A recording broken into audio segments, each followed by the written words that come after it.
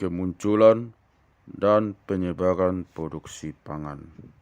Bab 6. Bertani atau tidak bertani. Pada awalnya, semua orang di dunia adalah pemburu pengumpul.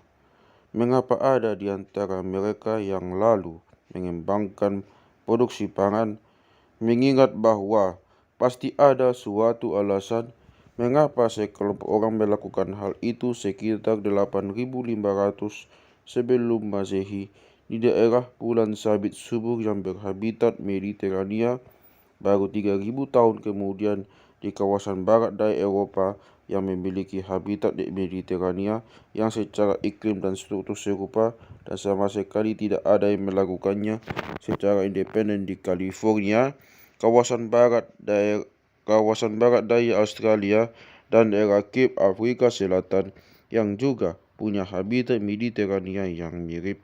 Mengapa para penduduk daerah bulan sabit subur menunggu sampai 8.500 sebelum Masehi? Bukannya sudah menjadi produsen pangan sejak sekitar 18.000 atau 28.000 sebelum Masehi? Dari sudut pandang modern kita, semua pertanyaan itu mula-mula berkesan konyol karena kekurangan dalam kehidupan sebagai pemburu pengumpul tampak begitu jelas. Para ilmuwan dahulu sering mengutip ucapan Thomas Hobbes yang menggambarkan gaya hidup pemburu pengumpul sebagai buruk, biadab, dan singkat. Sepertinya kaum pemburu pengumpul itu harus bekerja keras, terdorong oleh keharusan mencari makan setiap hari, seringkali diambang kelaparan, tanpa menikmati kenyamanan bendawi yang mendasar sekalipun, seperti tempat tidur yang empuk dan sandang yang memadai, lalu akhirnya mati muda. Kenyataannya, hal-hal seperti berkurangnya kerja fisik, meningkatnya kenyamanan, terbebasnya orang dari ancaman kelaparan, dan bertambahnya harapan hidup sehubungan dengan produksi pangan melalui agribisnis di lokasi tersendiri baru dirasakan oleh para penduduk makmur di dunia pertama masa kini yang tidak terlibat langsung dalam upaya menghasilkan bahan pangan. Sebagian besar petani dan penggembala gurem yang tetap merupakan mayoritas produsen pangan dunia sesungguhnya belum tentu hidup lebih enak dibandingkan pemburu pengumpul. Penelitian mengenai penyediaan waktu menunjukkan bahwa mereka mungkin menghabiskan lebih banyak jam per hari untuk bekerja daripada pemburu pengumpul. Para arkeologi telah menunjukkan bahwa para petani pertama di banyak tempat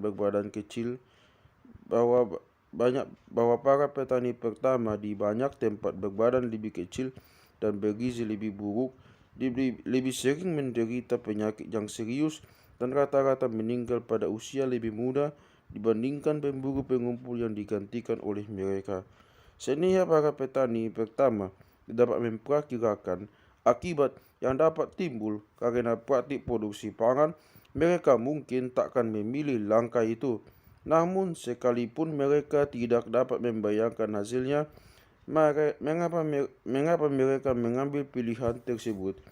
Ada banyak kasus nyata menyangkut masyarakat pemburu pengumpul yang melihat produksi pangan yang dipraktikkan oleh tetangga mereka, tetapi tidak berhasil menerima keuntungan yang konon dapat diperoleh dan tetap melanjutkan gaya hidup semula. Misalnya saja, pemburu pengumpul pribumi Australia yang menghuni bagian timur laut benua tersebut selama ribuan tahun berdagang dengan para petani di pulau-pulau selatan Torres di antara Australia dan Papua. Pemburu pengumpul pribumi Amerika di California berdagang dengan petani pribumi yang mendiami lembah sungai Colorado. Selain itu, para penggembala Khoi di sebelah barat sungai Wis di Afrika Selatan berdagang dengan para petani Bantu di sebelah timur sungai tersebut sambil terus mengabaikan pertanian. Mengapa? Masyarakat pemburu pengumpul lain lagi yang menjalin kontak dengan kaum petani, pada akhirnya beralih menjadi petani. Namun baru setelah selang waktu yang bagi kita mungkin berkesan luar biasa lama.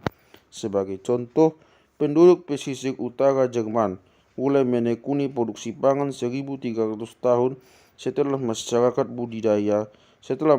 budaya linear ban keramik memperkenalkannya di pedalaman Jerman hanya 200 km lebih ke selatan. Mengapa penduduk pesisir Jerman menunggu begitu lama? Dan apa yang membuat mereka akhirnya berubah pikiran? Sebelum dapat menjawab pertanyaan-pertanyaan itu, kita harus menyingkirkan beberapa kesalahpahaman mengenai asal-usul produksi pangan dan kemudian menyusul kembali pertanyaan tadi. Sesungguhnya produksi pangan itu bukan suatu temuan, bukan pula suatu ciptaan seperti yang mungkin kita asumsikan mula-mula. Bahkan seringkali tidak ada penemuan pilihan secara sadar antara produksi pangan dan perburuan pengumpulan. Orang-orang yang pertama menekuni produksi pangan di masing-masing bagian dunia, khususnya, jelas tidak mungkin membuat pilihan secara sadar ataupun dengan sengaja menjadikan petani sebagai tujuan karena mereka belum pernah menyaksikan kegiatan bertani dan tidak mungkin tahu seperti apa bertani itu. Sebaliknya, seperti yang akan kita lihat, produksi pangan berevolusi sebagai hasil sampingan dari keputusan-keputusan yang diambil tanpa kesadaran akan dampaknya. Dengan demikian, pertanyaan yang harus kita ajukan adalah mengapa produksi pangan berkembang, mengapa berkembang di tempat tertentu tetapi tidak di tempat lain, mengapa berkembang pada waktu berbeda di tempat berbeda, dan mengapa bukan pada waktu yang lebih awal atau lebih belakangan. Kesalahpahaman lain adalah bahwa harus terdapat garis pemisah yang tegas antara pemburu pengumpul yang hidup mengembara dan produsen pangan yang hidup menetap. Dalam kenyataan, meskipun kita sering mengadakan pembedaan seperti itu, kaum pemburu pengumpul di sejumlah daerah produktif, termasuk di kawasan pesisir Pasifik, di bagian Laut Amerika Utara, dan mungkin di daerah Tenggara Australia, beralih ke kehidupan menetap tanpa pernah menjadi produsen pangan. Masyarakat pemburu pengumpul lain di Palestina, kawasan pesisir Peru, dan Jepang lebih dahulu hidup menetap dan baru lama setelah itu mulai menekuni produksi pangan. Kelompok-kelompok yang menetap mungkin merupakan bagian lebih besar dari masyarakat pemburu pengumpul secara keseluruhan 15.000 tahun silam, ketika semua bagian dunia yang dihuni, termasuk wilayah-wilayah paling produktif, masih didiami oleh kaum pemburu pengumpul, dibandingkan sekarang, saat segelintir pemburu pengumpul yang masih tersisa hanya ada di daerah tidak produktif tanpa kehidupan berpindah-pindah merupakan satu-satunya pilihan. Sebaliknya, ada juga kelompok penghasil pangan yang berpindah-pindah. Beberapa kelompok pengembara modern di daerah aliran sungai Mamberamo, Papua, biasa membuka hutan, menanam pisang dan pepaya, pergi selama beberapa bulan untuk kembali hidup sebagai pemburu pengumpul, datang lagi untuk memeriksa tanaman mereka, membersihkan kebun dari gulma.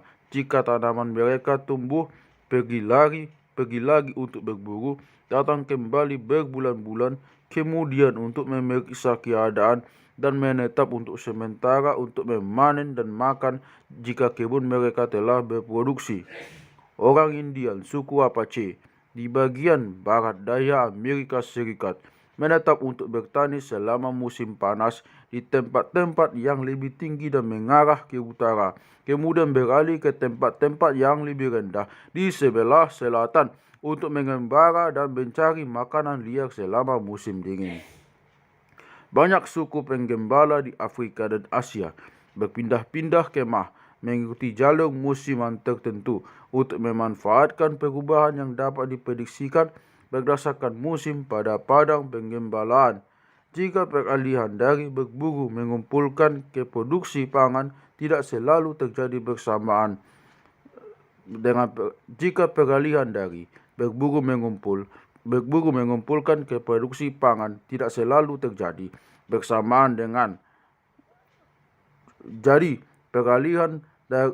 peralihan dari berburu mengumpulkan ke produksi pangan tidak selalu terjadi bersamaan dengan peralihan dari kehidupan mengembara ke kehidupan menetap. Dikotomi lain yang dianggap ada tetapi menjadi kabur dalam kenyataan adalah pembedaan antara produsen pangan sebagai pengelola aktif tanah mereka dan pemburu pengumpul sebagai kolektor hasil bumi liar semata-mata. Dalam kenyataan, sejumlah pemburu pengumpul mengelola tanah mereka secara intensif. Sebagai contoh, suku-suku di Papua yang tidak pernah mendomestikasi pohon sagu atau pohon pandan besar, Pandanus tectorius, tetap meningkatkan produksi tumbuhan liar yang dapat dimakan itu dengan menebang pohon-pohon yang bersaing dan yang tumbuh terlalu dekat, menjaga alur-alur di hutan rawa sagu, dan membantu pertumbuhan tunas sagu baru dengan membabat pohon sagu yang sudah tua. Penduduk asli Australia yang tidak pernah mencapai tahap budidaya ubi dan tumbuhan berbiji tetap melakukan beberapa unsur bercocok tanam. Mereka mengelola tanah dengan membakarnya sehingga merangsang pertumbuhan berbiji yang dapat dimakan yang berkecambah setelah terjadi kebakaran. Ketika mengumpulkan ubi liar, mereka memangkas sebagian besar umbi yang dapat dimakan tetapi mengembalikan batang dan bagian atas umbi ke dalam tanah agar dapat tumbuh lagi. Penggalian yang mereka lakukan untuk mengeluarkan umbi sekaligus melonggarkan dan mengaerasi tanah sehingga merangsang pertumbuhan baru. Yang perlu mereka lakukan adalah memenuhi definisi petani adalah membawa pulang batang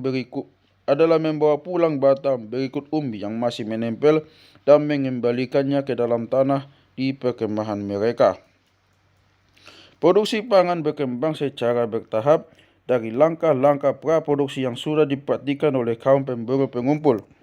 Tidak semua teknik yang dibutuhkan dikembangkan dalam waktu singkat, dan tidak semua tumbuhan dan hewan liar yang pada gilirannya didomestikasi di wilayah tertentu didomestikasi secara bersamaan. Dalam kasus pengembangan paling pesat dari cara hidup berburu mengumpulkan ke produksi pangan sekalipun dibutuhkan waktu ribuan tahun untuk beralih dari ketergantungan sepenuhnya pada bahan pangan liar ke diet dengan sangat sedikit bahan pangan liar. Pada tahap-tahap awal produksi pangan, orang secara bersamaan mengumpulkan bahan pangan liar dan memproduksi bahan pangan hasil budidaya, dan beragam kegiatan pengumpulan berangsur-angsur menjadi kurang penting pada waktu yang berbeda, seiring meningkatnya ketergantungan pada tanaman budidaya. Alasan mendasar transisi itu berlangsung sedikit demi sedikit adalah karena sistem produksi pangan berkembang sebagai hasil akumulasi banyak keputusan terpisah mengenai alokasi waktu dan daya. Orang yang mencari bahan makanan sama halnya dengan hewan yang mencari sesuatu untuk dimakan, hanya memiliki waktu dan energi terbatas yang dapat digunakan dengan berbagai cara. Kita bisa membayangkan petani pada masa awal produksi pangan terbangun dari tidurnya dan bertanya, apakah aku akan menghabiskan hari ini dengan mencangkul kebunku dengan perkiraan mendapatkan banyak sayuran beberapa bulan dari sekarang, mengumpulkan kerang-kerangan dengan perkiraan memperoleh sedikit hari ini, atau berburu rusa dengan kemungkinan menghasilkan banyak daging hari ini tetapi lebih besar kemungkinannya tidak mendapatkan apa-apa. Manusia dan hewan yang sedang mencari bahan makanan terus-menerus menyusun prioritas dan mengambil keputusan mengenai alokasi daya sekalipun tanpa disadari. Mereka memfokuskan perhatian lebih dahulu kepada bahan makanan favorit atau bahan makanan yang memberikan hasil yang paling besar. Jika tidak bersedia, mereka akan beralih ke bahan makanan yang semakin kurang disukai. Ada banyak pertimbangan yang mempengaruhi pengambilan keputusan tersebut. Orang mencari makan untuk memuaskan rasa lapar dan mengisi perut. Mereka juga menambahkan makanan tertentu, misalnya makanan kaya protein, lemak, garam, buah-buahan yang manis, maupun makanan yang sekadar terasa lezat. Jika tidak ada faktor khusus, orang akan berupaya mendapatkan hasil maksimal dalam hal kalori, protein, atau kategori makanan tertentu dengan mencari bahan makanan dengan cara yang akan memberikan hasil paling banyak dengan tingkat kepastian paling tinggi dalam waktu paling singkat dan dengan usaha paling sedikit. Pada waktu yang sama, mereka akan berusaha meminimalkan bahaya kelaparan. Hasil yang sedikit saja tetapi cukup pasti lebih disukai dibandingkan cara hidup dengan hasil rata-rata tinggi untuk satuan waktu tertentu, namun dengan risiko cukup besar untuk mati kelaparan. Salah satu perkiraan mengenai fungsi kebun-kebun pertama hampir 11.000 tahun lalu adalah sebagai lumbung yang dapat diandalkan seandainya pasokan bahan makanan liar tidak memadai. Sebaliknya, laki-laki pemburu cenderung mengambil tindakan berdasarkan pertimbangan gengsi.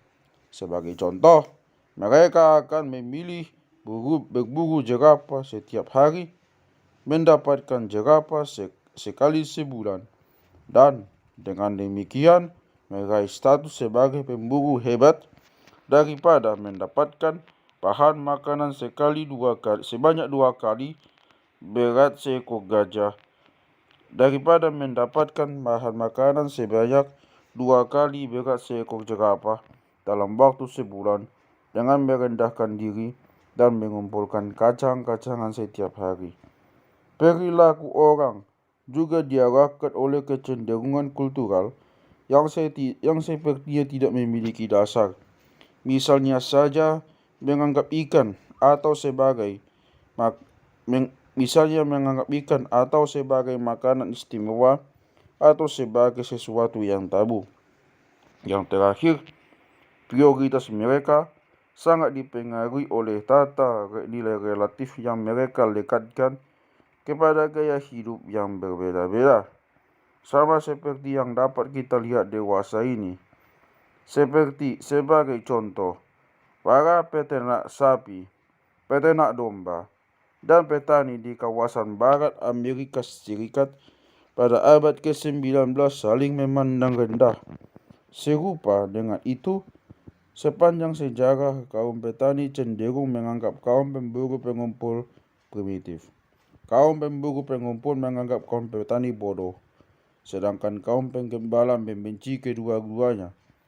Semua unsur tersebut turut berperan dalam keputusan orang mengenai cara mendapatkan bahan makanan. Seperti yang telah kita lihat, para petani pertama di masing-masing benua tidak mungkin dengan sengaja memilih untuk bertani karena tidak ada petani lain di dekat mereka yang dapat mereka amati. Namun, begitu produksi pangan muncul di salah satu bagian benua, kelompok pemburu pengumpul di sekitar tempat itu dapat melihat hasilnya dan mengambil keputusan dengan sadar. Pada beberapa kasus, para pemburu pengumpul menerima sistem produksi pangan tetangga mereka sebagai paket utuh. Pada kasus lain, mereka memilih elemen tertentu saja, dan pada kasus lain lagi, mereka sepenuhnya menolak produksi pangan dan meneruskan hidup sebagai pemburu pengumpul.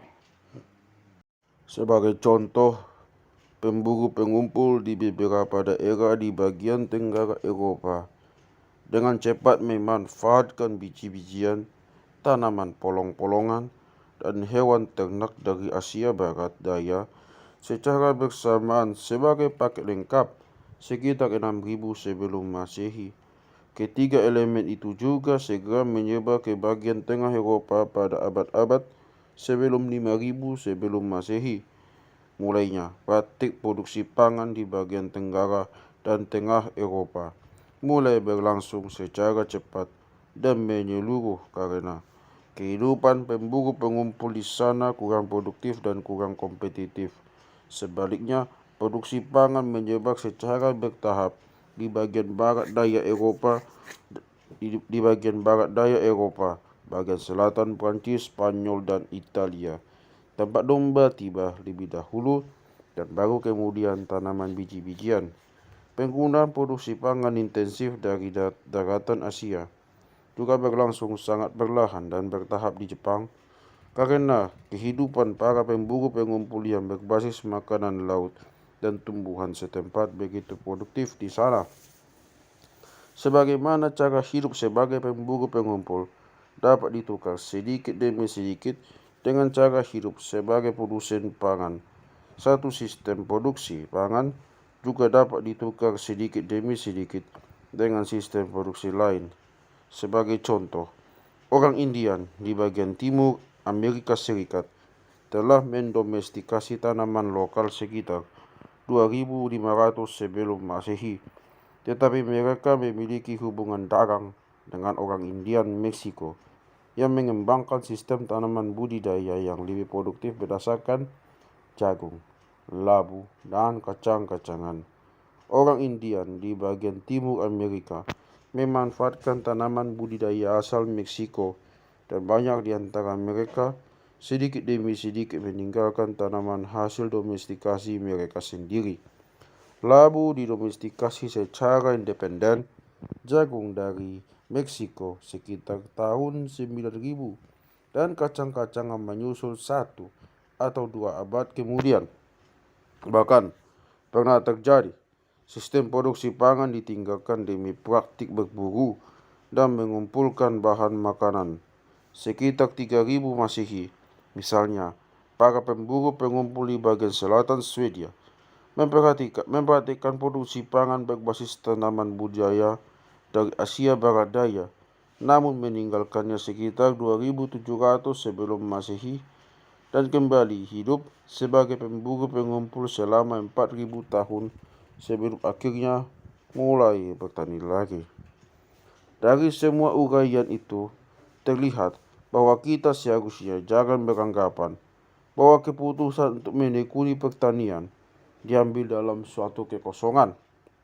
Seakan-akan sebelum itu, orang tidak memiliki cara lain untuk mencari makan. Kita harus memandang produksi pangan dan praktik berburu mengumpulkan sebagai dua strategi alternatif yang bersaing satu sama lain. Sistem perekonomian campuran yang melengkapi praktik berburu mengumpulkan dengan sejumlah tanaman budidaya tertentu juga bersaing dengan kedua sistem perekonomian dalam bentuk murni dan dengan sistem perekonomian campuran dengan proporsi produksi pangan yang lebih tinggi atau lebih rendah. Namun kecenderungan yang dominan selama 10.000 tahun terakhir adalah peralihan dari berburu mengumpulkan ke produksi pangan. Oleh karena itu, kita perlu bertanya apa saja faktor yang menggeser keuntungan kompetitif menjauhi yang pertama dan mendekati yang kedua. Pertanyaan itu masih terus diperdebatkan oleh para ahli arkeologi dan antropologi. Satu alasan pertanyaan tersebut belum terjawab adalah bahwa mungkin ada faktor-faktor penentu yang berbeda di bagian dunia yang berbeda.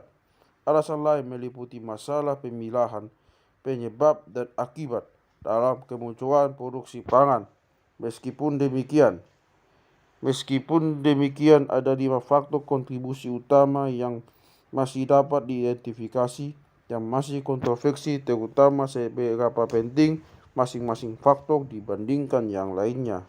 Satu di antara faktor-faktor itu adalah berkurangnya ketersediaan bahan makanan liar. Cara hidup para pemburu pengumpul semakin lama semakin tidak menjanjikan. Selama 13.000 tahun terakhir, ketika sumber daya yang menjadi andalan mereka, khususnya sumber daya hewani, semakin tidak berlimpah atau bahkan lenyap. Seperti yang kita lihat di bab 1, sebagian besar spesies mamalia besar di Amerika Utara dan Selatan punah pada akhir kala Pleistosen dan beberapa punah di Eurasia dan Afrika atau akibat perubahan iklim atau karena meningkatnya keterampilan dan jumlah manusia pemburu.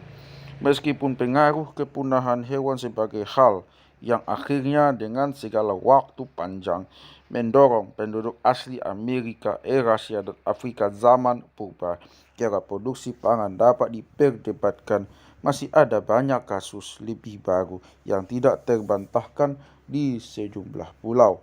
Para pemukim pertama Polinesia baru mengintensifkan produksi pangan setelah memunahkan burung moa dan nyaris membinasakan populasi anjing laut di Selandia Baru, serta memunahkan atau nyaris menghabiskan burung laut dan burung darat di pulau-pulau Polinesia lainnya. Sebagai contoh, meskipun orang Polinesia yang menduduki Pulau Paskah sekitar tahun 500 membawa ayam tidak menjadi sumber makanan penting sebelum burung liar dan lumba-lumba tidak lagi tersedia dalam jumlah besar. Selain itu, salah satu hal yang diajukan sebagai faktor yang turut memicu domestikasi hewan di daerah bulan sabit subur adalah berkurangnya keberlimpahan gazelle yang sebelumnya menjadi salah satu sumber daging utama untuk para pemburu pengumpul di daerah tersebut. Faktor kedua adalah bahwa sementara merosotnya jumlah hewan cenderung mengakibatkan cara hidup pemburu pengumpul liar. Cara hidup pemburu pengumpul menjadi kurang menjanjikan. Meningkatnya ketersediaan tumbuhan liar yang dapat didomestikasi sebaliknya membuat langkah-langkah menuju domestikasi tumbuhan menjadi lebih menjanjikan. Misalnya saja, perubahan iklim pada kala Pleistosen di daerah bulan sabit subur sempat memperluas habitat tumbuhan biji-bijian liar yang dapat dipanen dalam jumlah besar dalam waktu singkat. Panen tumbuhan biji-bijian liar itu merupakan langkah pendahulu domestikasi tanaman budidaya paling awal, yaitu gandum dan jelai di bulan sabit subur. Faktor lain lagi yang menyebabkan gaya hidup pemburu pengumpul mulai ditinggalkan adalah pengembangan kumulatif berbagai teknologi yang pada gilirannya menjadi penopang produksi pangan. Teknologi pengumpulan, pengolahan, dan penyimpanan bahan makanan liar. Apa yang dapat dilakukan para calon petani dengan 1 ton butir gandum yang masih menempel pada tangkai seandainya mereka belum menemukan cara memanen, menumbuk, dan menyimpan? Metode, alat, dan fasilitas yang diperlukan muncul dengan cepat di daerah bulan sabit subur sekitar 11.000 sebelum Masehi sebagai cipta untuk menangani tumbuhan biji-bijian liar yang menjadi tersedia secara berlimpah. Berbagai ciptaan itu meliputi arit berupa bilah batu yang dipasang pada gagang kayu atau tulang untuk memanen tumbuhan biji-bijian liar, keranjang untuk membawa pulang hasil panen dari lereng-lereng bukit tempat biji-bijian itu tumbuh, alu dan lesung, atau piringan penggiling untuk menghilangkan kulit ari, teknik memanggang agar butiran dapat disimpan tanpa berkecambah, dan tempat penyimpanan bawah tanah. Beberapa di antaranya diberi plester agar kedap air. Petunjuk mengenai teknik-teknik itu menjadi berlimpah di situs pemburu pengumpul di daerah bulan sabit subur sekitar 11.000 sebelum Masehi. Meskipun dikembangkan untuk memanfaatkan tumbuhan liar, semua teknik tersebut merupakan prasyarat untuk pembudidayaan tumbuhan biji-bijian. Berbagai pengembangan kumulatif itu menjadi langkah awal yang tidak disengaja menuju domestikasi tumbuhan. Faktor keempat adalah kaitan timbal balik antara meningkatnya kepadatan populasi manusia dan meningkatnya produksi pangan. Di semua bagian dunia tempat ditemukan petunjuk yang memadai, para ahli arkeologi mendapatkan petunjuk bahwa peningkatan populasi terkait dengan kemunculan produksi pangan.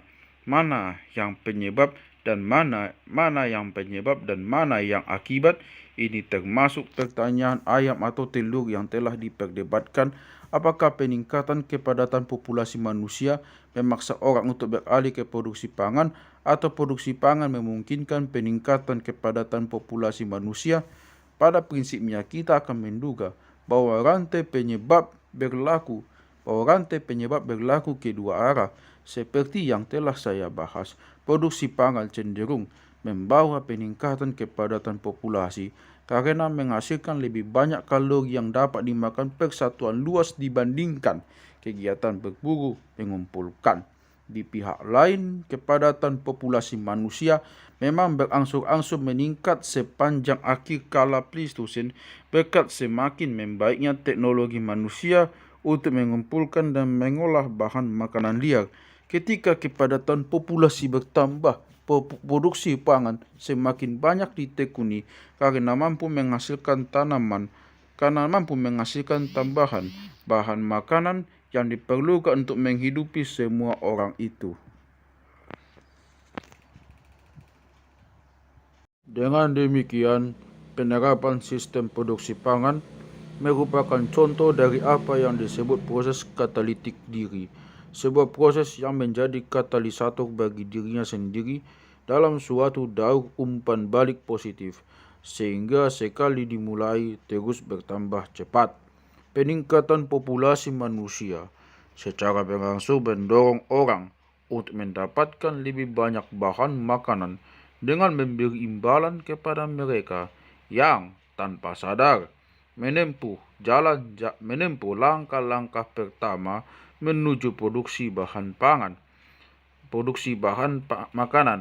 Sekali orang mulai memproduksi bahan makanan dan hidup menetap, mereka dapat memangkas jarak antara kelahiran dan menghasilkan lebih banyak orang yang memerlukan lebih banyak lagi bahan makanan. Kaitan timbal balik antara produksi pangan dan kepadatan produksi menjelaskan paradoks bahwa produksi pangan, meskipun meningkatkan jumlah kalori yang dapat dimakan per luas lahan, mengakibatkan para produsen pangan mendapat gizi lebih buruk dibandingkan pemburu pengumpul yang digantikan oleh mereka. Paradoks itu muncul karena kepadatan populasi manusia meningkat sedikit lebih pesat daripada ketersediaan bahan pangan. Secara bersamaan, keempat faktor itu membantu kita memahami mengapa transisi ke produksi pangan di daerah Bulan Sabit Subur dimulai sekitar 8.500 sebelum Masehi, bukan 18.500 atau 28.500 sebelum Masehi. Pada kedua angka tahun terakhir, cara hidup pemburu pengumpul masih lebih menguntungkan dibandingkan bakal produksi pangan karena mamalia liar masih berlimpah, tumbuhan biji-bijian belum berlimpah, orang belum mengembangkan berbagai ciptaan yang diperlukan untuk mengumpulkan, mengolah, dan menyimpan biji-bijian secara efisien, dan kepadatan populasi manusia belum cukup tinggi untuk menggalakkan upaya mendapatkan lebih banyak kalori per satuan luas lahan. Satu faktor final dalam transisi tersebut menjadi menentukan di perbatasan geografis antara pemburu pengumpul dan produsen pangan. Populasi produsen pangan yang jauh lebih padat menyebabkan mereka sanggup mengusir atau membinasakan pemburu pengumpul karena menang jumlah, terlepas dari kelebihan lain yang terkait dengan produksi pangan, termasuk teknologi kuman dan tentara profesional. Di daerah-daerah yang semula hanya dihuni oleh pemburu pengumpul, kelompok pemburu pengumpul yang mempraktikkan produksi pangan berhasil menyingkirkan mereka yang tidak mengambil langkah itu. Hasilnya, di sebagian besar bagian dunia yang cocok untuk produksi pangan, para pemburu pengumpul mengalami satu dari dua nasib: Mereka terusir dari produsen pangan yang bertetangga dengan mereka, atau mereka beralih ke produksi pangan sehingga dapat bertahan di daerah yang sudah dihuni oleh banyak pemburu pengumpul atau yang menyulitkan imigrasi produsen pangan akibat kondisi geografis. Para pemburu pengumpul setempat memiliki waktu untuk memulai produksi pangan pada masa prasejarah sehingga bertahan sebagai petani. Ini mungkin terjadi di bagian barat daya Amerika Serikat, bagian barat kawasan Mediterania, pesisir Atlantik di Eropa, dan sebagian besar Jepang. Namun di Indonesia, di daerah tropis Asia Tenggara, kaum pemburu pengumpul tergantikan oleh produsen pangan pada masa prasejarah, sementara penggantian serupa berlangsung pada zaman modern di Australia dan sebagian besar kawasan barat Amerika Serikat. Masyarakat pemburu pengumpul mampu bertahan sampai zaman modern di daerah yang cocok untuk produksi pangan hanya jika daerah tersebut memiliki kondisi geografis atau ekologi yang sangat sulit, sehingga menghalangi imigrasi produsen pangan atau menghambat penyebaran teknik produksi pangan yang sesuai dengan keadaan setempat.